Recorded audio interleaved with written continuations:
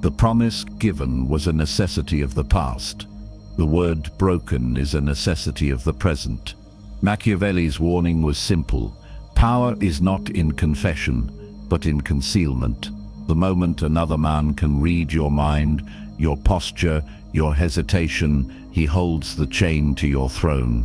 Transparency is dressed as virtue, but in reality, it is exposure. When you walk into a room and your mood is written across your face, when your words spill before your thoughts have hardened, you enter unarmored. The battlefield of perception is lost before the first strike. The culture around you celebrates disclosure. Social platforms reward oversharing. Meetings applaud instant reactions. Friendships are measured in how quickly you open up. But every time you are too clear, too fast, too exposed, you hand away leverage. In the arena of life, mystery is armor. Silence is not weakness. It is the sharpened edge of command. The person who withholds becomes the person others revolve around. They wait, they guess, they stumble into revealing themselves, while you stay composed. Stillness turns into a weapon that forces your opponent to overextend. Picture the predator. The wolf does not announce the direction of attack. The panther does not telegraph its leap. The hunter survives because it is unreadable. The prey is predictable. It startles, it flees, it reveals. The predator waits. You must do the same in human terms. In a heated argument, the weak reveal frustration in their tone. They pause, hold their ground, and answer only when the time is strategic. If someone challenges your decision, resist the instinct to explain every detail. Explanation dilutes authority. Simply state, calm and firm, this is the course we will take. The tone itself closes the debate. You did not argue, you decided. That is the command. Authority is not built by endless disclosure, but by the discipline of concealment. Do not leak through nervous laughter, rushing speech, or compulsive justification. Cut these habits out like cracks in a fortress wall. Replace them with the mask of composure. Train yourself to pause before speaking, to let silence do the work of 10 words. Translate your habits into imperatives. Stop announcing every plan. Stop revealing every thought. Stop apologizing for existing. Enter every room as if you wear a crown that must remain unreadable. Others will lean forward, desperate to know you, but they will never own you. The sovereign survives not by being seen, but by being hidden in plain sight. Hide your face, guard your mind, strike as a shadow. Your mind is your throne, and the throne cannot be left unguarded. If others can walk into it freely, if they can read every thought as it passes across your face or slips from your tongue, you have surrendered before the battle begins. Authority collapses, not from the strength of enemies, but from weakness of exposure. Cognitive psychology has shown that when people overshare, when they pour out every detail of their lives, they lose influence. Perception is reality, and when the perception is cluttered, needy, or chaotic, so is the authority you project. Guarding your inner chamber is the first law of unreadability. Look at the world you live in. Social media has turned private lives into open throne rooms with no walls, no guards, no gates. Every emotion broadcast, every frustration typed out, every impulse made public. This constant unveiling trains people to expect your mind to be theirs to consume. But sovereignty requires boundaries. You must rebuild the walls around your thoughts. Not every opinion must be expressed. Not every plan must be revealed. Not every frustration deserves an audience. Protect your chamber. Keep what is essential to yourself till it serves a strategic purpose to release it. Speak less than you know. Reveal later than they expect. Move slower than they wish. Imagine a king who leaves the gates of his throne room open, letting peasants wander in at will, spilling their noise and demands. The throne becomes a market stall, stripped of its gravity, The crown loses its weight because there is no distance, no respect. When you do the same with your mind, inviting everyone to see every corner, chaos follows. Authority is not in explaining, but in holding back. The moment you learn to close the door, to control access, you begin to command. This does not mean silence in all things. It means discipline.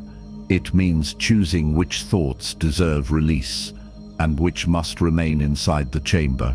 In disagreement, for example, most people rush to defend themselves.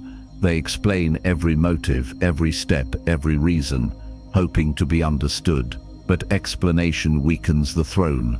Authority is preserved by calm assertion.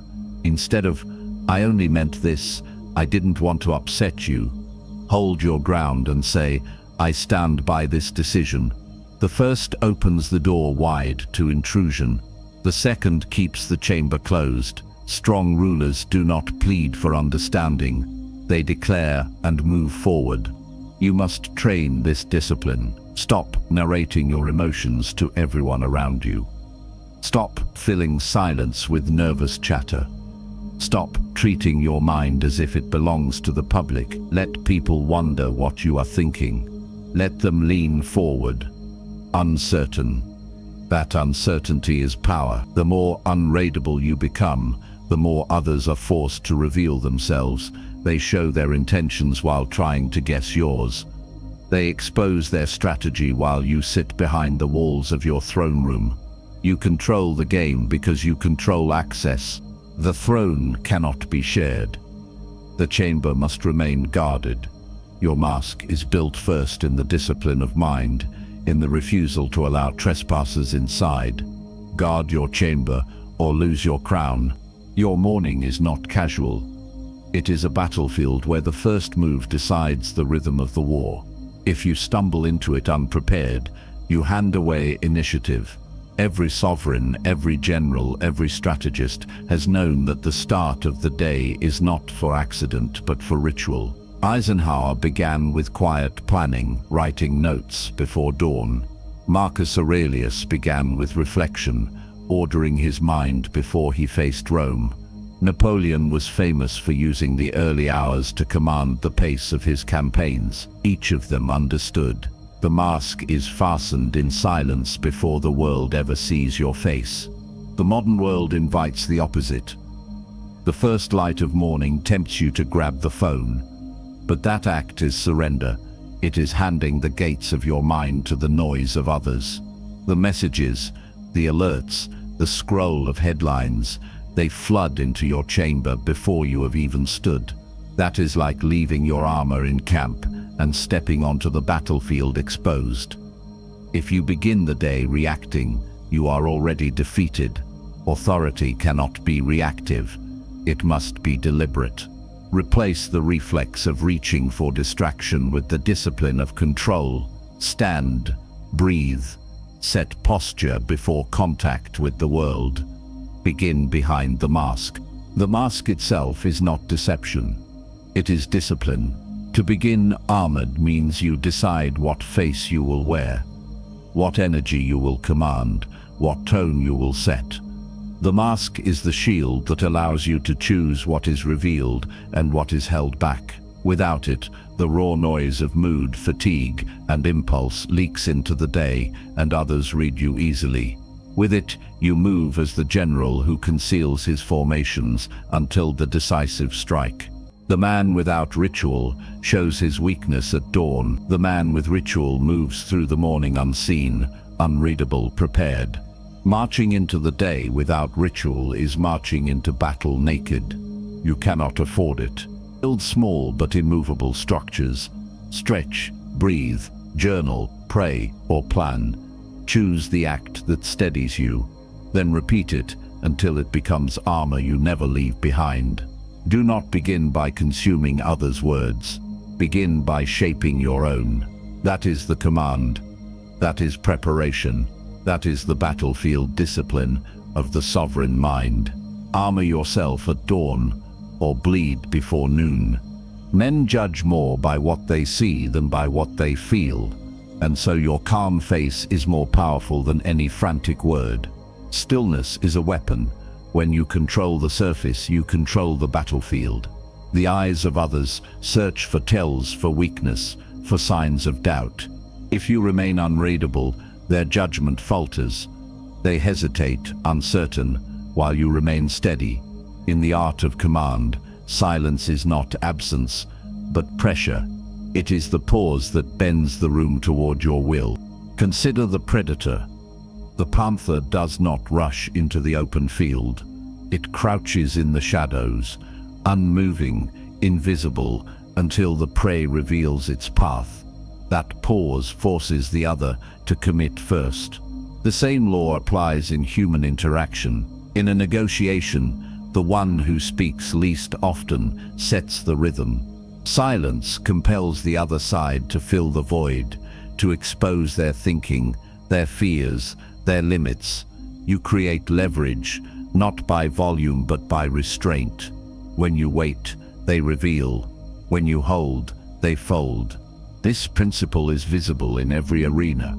In leadership, the calm commander who listens longer commands more respect than the one who rushes to answer. In conflict, the steady posture of stillness disarms the frantic energy of aggression. People often mistake movement for power, but measured stillness is heavier. It anchors you while others drift.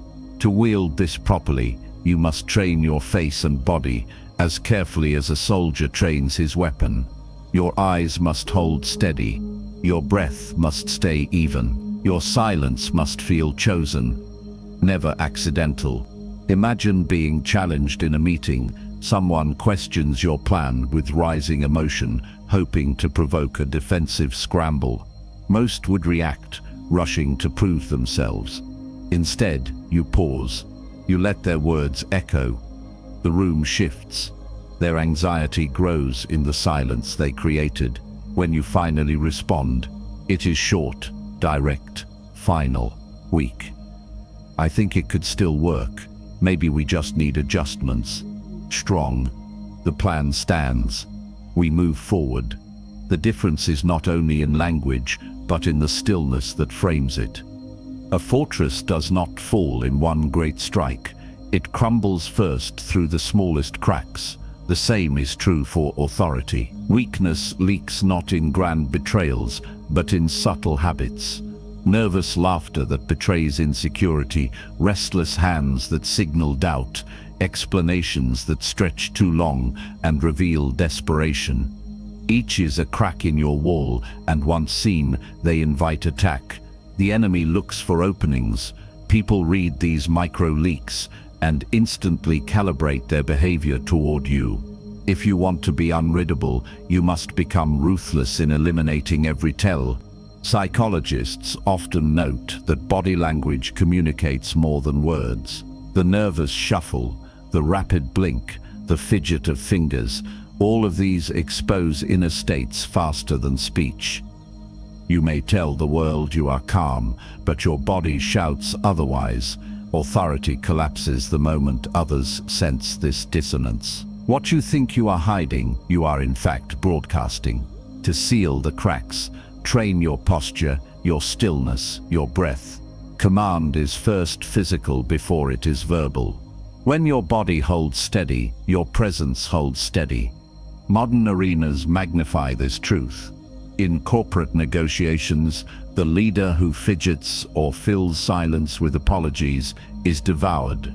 In politics, the candidate who sweats under pressure is dismissed as weak, regardless of ideas. Influencers who overshare, confessing every insecurity, might gain sympathy but lose authority. Power is rarely taken from the unreadable. It slips from those who reveal themselves through small habits of exposure. Every leak is a broadcast. I can be read, I can be bent, I can be owned. Picture a confrontation. Someone pushes against your idea, waiting for you to stumble. If you respond with hurried words and jittering gestures, they know they have won before substance is debated. Instead, hold the silence, meet their gaze, and state your decision with precision.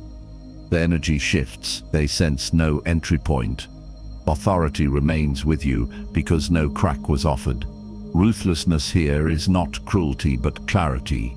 It is the refusal to tolerate habits that expose your core. Every fidget is an abdication. Every needless explanation is a surrender. Cut them out. Train yourself as relentlessly as a soldier sharpens his blade. The fewer the cracks, the stronger the walls. The stronger the walls, the more untouchable the sovereign inside becomes. Seal the cracks or forfeit the crown.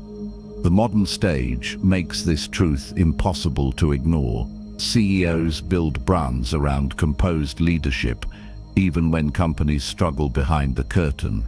Politicians rehearse gestures and tones to appear decisive, even if every word was scripted by staff. Think of the actor on stage. The audience does not follow the man behind the curtain. They follow the performance in front of them. They suspend disbelief. They buy into the image, and they grant power to the mask. So it is with leadership. No one sees your sleepless nights, your doubts, your private frustrations. They see only the stage you set. If the stage radiates clarity, they treat you as clear. If the stage radiates calm, they treat you as unshakable. This is not falsehood, it is deliberate sovereignty. Without the mask, even brilliance is ignored. With the mask, even modest substance is magnified. This demands practice. Every word, every posture, every expression contributes to the mask. In conversation, the mask means avoiding weak qualifiers. Weak, I'm not sure, but maybe this could work. Strong, this will work. Here's how we proceed. In conflict, it means replacing defensive chatter with decisive brevity. Weak, I didn't mean it like that. Strong, the decision stands. Each adjustment strengthens the mask until it becomes second nature. The sovereign cannot afford to stumble into exposure through sloppy speech or careless presence. Authority is not about perfection inside. It is about projection outside. Projection outside. Discipline yourself to appear composed even when pressure is high. Train your words to carry weight even when you feel uncertain. Control the mask, and you control the arena. The throne does not belong to the most virtuous, but to the most commanding in appearance. The sovereign who masters the mask rules, while others explain. Rule by mask, not by confession. Transformation always demands blood. To wear the mask, the older version of you, the one who was readable, predictable, and exposed, must be executed. You cannot build authority while dragging along the habits of the weaker self. Psychology is clear. Habits do not die through suppression, they die through replacement. If you simply try to silence nervous laughter, hesitation, or over-explaining, the behaviors slip back under stress. But when you deliberately replace them with stronger habits, stillness, brevity, calm posture, you bury the old self permanently. Each act of replacement is a strike of the inner assassin, cutting away what no longer serves. Look at how public figures reinvent themselves. They do not cling to the same presentation forever. They bury the former image and construct a new one. Leaders, artists, even business icons who remain relevant are those who deliberately killed the persona that once defined them. Reinvention requires burial, not recycling. If they can do it in front of millions, you can do it within your own chamber. But you must be ruthless. It means letting go of the familiar self that made others comfortable but left you exposed. It means ending the excuses, the old ways of responding, and the patterns people used to read like a map. Once gone, they must never return. Picture a prince whose throne is threatened by a weaker brother. To secure the crown, he cannot negotiate forever or share authority. He must end the threat. In the same way, your weaker self, the one who apologizes too quickly, the one who leaks nerves, the one who seeks approval, is that rival brother. You cannot reign while he lives. The inner assassin must strike. Each time you choose the mask over exposure, you execute a piece of him. Each time you hold still instead of fidgeting, you end another fragment of his reign. Piece by piece, you consolidate power until nothing remains but the sovereign self. This is not cruelty, but necessity. The execution of the weaker self creates space for the sovereign to rule. Without the old habits, your presence grows heavier. Without the cracks, your authority becomes harder to breach. Do not hesitate in this transformation. Kill what betrays you. Inside you lives both predator and prey. One side projects dominance, steadiness and control. The other leaks submission, hesitation and fear.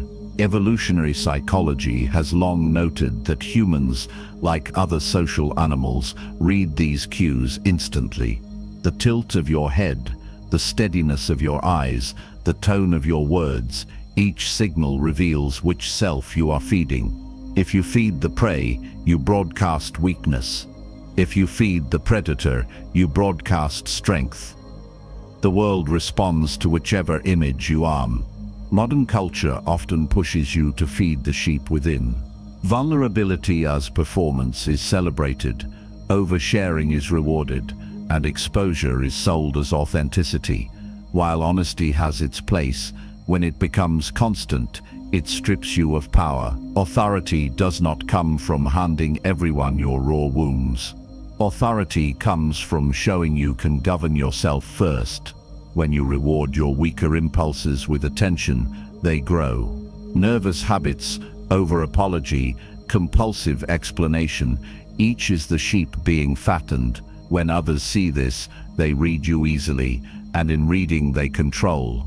Feeding the wolf is different. It is not cruel. It is discipline.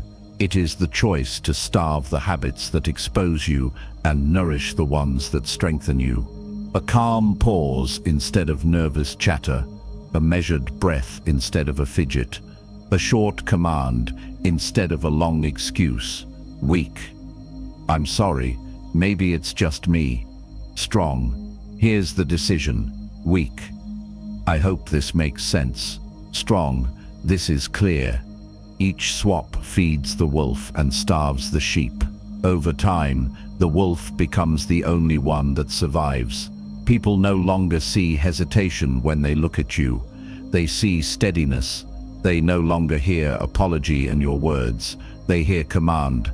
Imagine being challenged in public. If you feed the sheep, you scramble to explain. Eyes darting, hands restless. Authority dissolves. But if you feed the wolf, you hold the silence, then respond with calm finality. The tension flips. The challenger exposes their insecurity while you remain unreadable. Authority hardens, not in the noise you make, but in the restraint you master. Feeding the wolf ensures you cannot be easily decoded, because what leaks from you is strength, not weakness. You carry both within you, but only one can rule. Starve the sheep. Feed the wolf. Arm the predator and bury the prey. Life is a chessboard, and every move you reveal too early becomes a weakness. The sovereign who masters concealment always controls the game. History shows this law with brutal clarity. Hannibal concealed his armies in the hills before striking Rome with ambushes that shattered legions. The same law governs modern life. In business, the innovation revealed too soon is stolen, rebranded, and used against its creator. In careers, showing every ambition openly invites sabotage before momentum can build. In relationships, exposing every plan or motive gives others leverage to resist, block, or redirect your path. Secrecy is not paranoia. It is leverage. To keep your strategy concealed is to force others to guess while you maneuver freely. The player who is easy to read becomes predictable, and predictability is defeat. Think of chess itself. Pawns are shown, queens are hidden. The strong player distracts with surface moves while the true strike waits beneath the fog.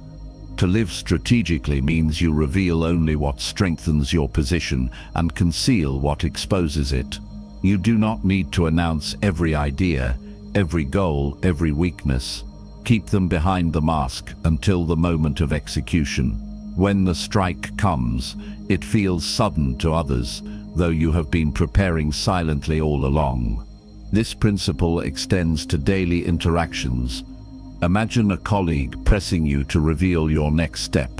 The weak response is to spill every detail, hoping to earn trust. The strong response is to offer only what is necessary. You'll see it unfold soon. The first makes you predictable. The second preserves your advantage. Weak, I'm planning this, then that, and hopefully it works. Strong, the direction is set. You'll see the results. Brevity conceals, and concealment protects. Your mask is the board. Your silence is the fog. Let them speculate while you maneuver. Concealment is not deception. It is discipline. It is refusing to give away the most valuable asset you have, initiative. The moment others can read your moves, they begin to shape them. When they cannot, they are forced to react, and reaction is submission. Concealment keeps you sovereign because no one can prepare against what they cannot see. Hide your strategy. Reveal only your victory. Mastery is not born in moments of inspiration, but in repetition that hardens into instinct.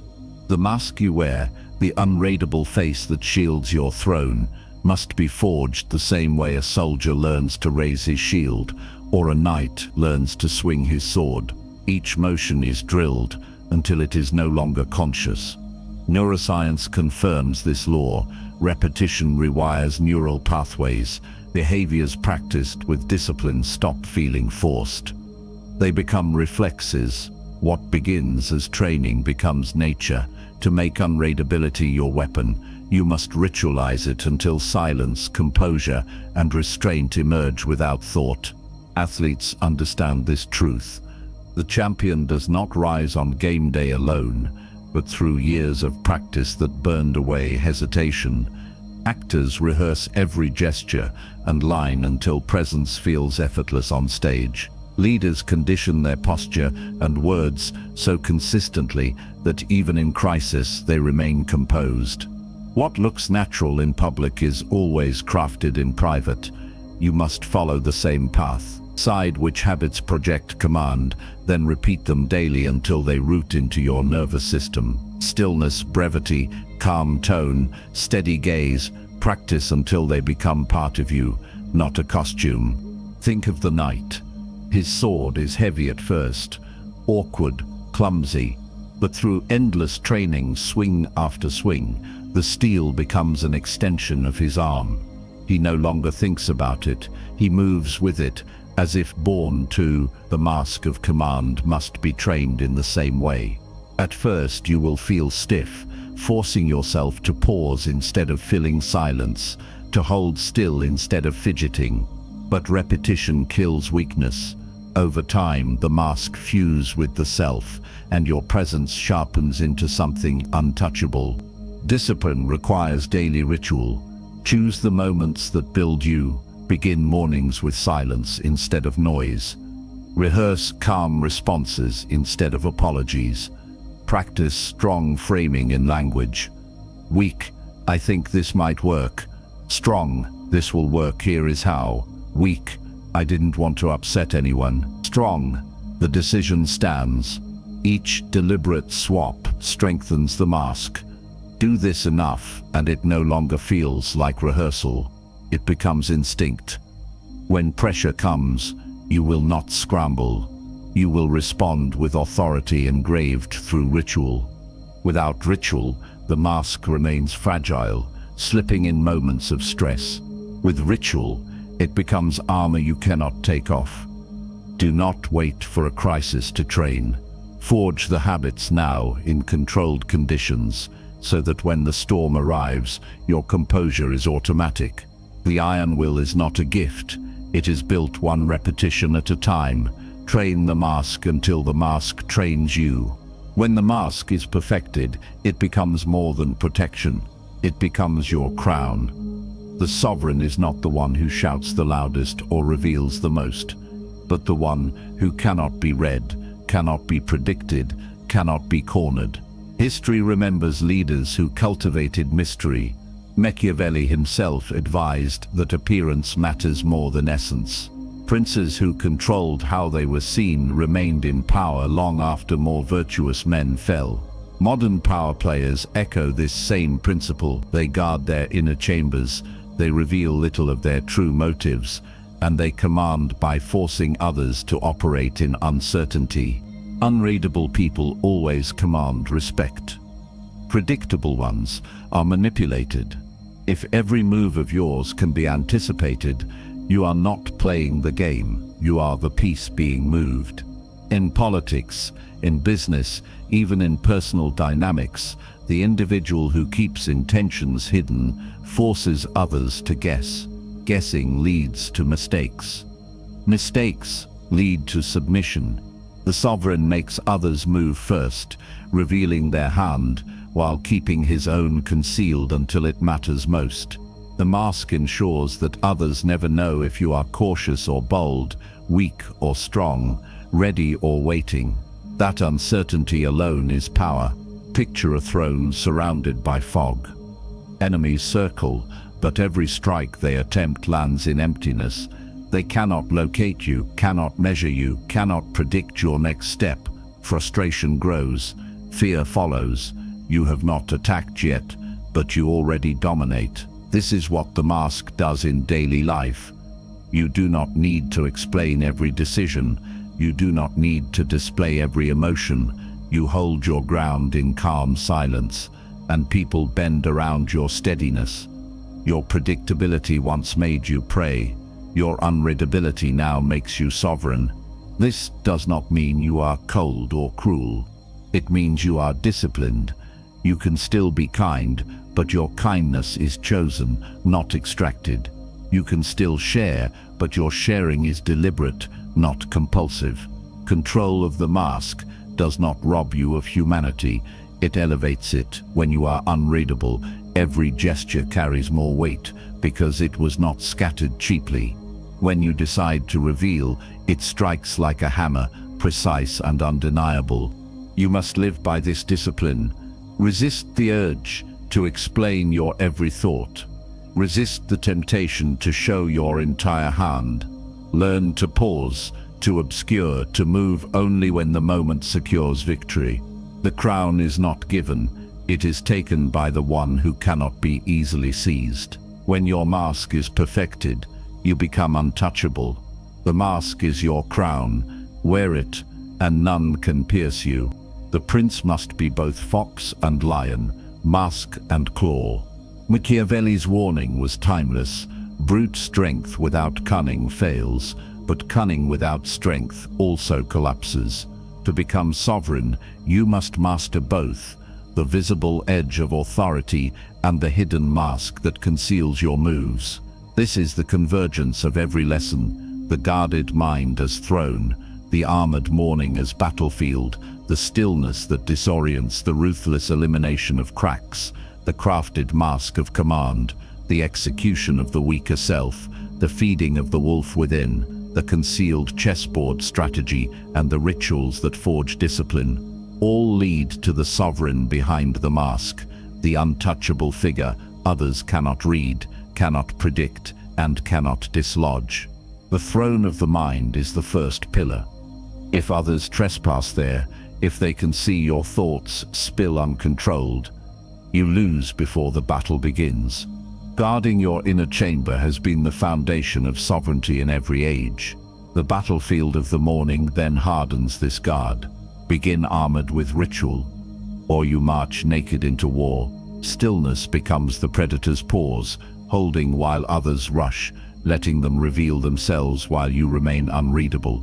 Each pause is a weapon. Each silence is a trap. Authority leaks not in grand speeches, but in nervous habits. The ruthless elimination of telltales seals the cracks in your fortress so no enemy can pierce you. The mask of command is the crown. Others obey. It is not necessary to possess every virtue, but essential to appear to have them. The world judges what it sees. Leaders, rulers, and modern figures alike understand this. The mask is not falsehood.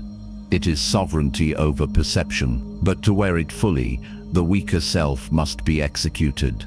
The inner assassin strikes down the old patterns. Apology, exposure, desperation. You kill the weaker self as a prince secures the throne. In its place, you feed the wolf. Evolutionary cues shape how others respond, and every act of strength you rehearse nourishes the predator within while starving the prey. The chessboard of life demands concealment. Pawns are visible, queens are hidden. Reveal your strategy too soon, and it will be stolen, countered, or destroyed. Conceal it until execution, and victory feels inevitable. The rituals of iron will then fuse all of this into instinct. Neuroscience confirms repetition, rewires your brain. What begins as practice, steady gaze, disciplined silence, concise language, becomes unconscious mastery. Athletes, actors, and commanders rehearse until pressure cannot shake them. You must do the same until the mask no longer feels worn, but lived.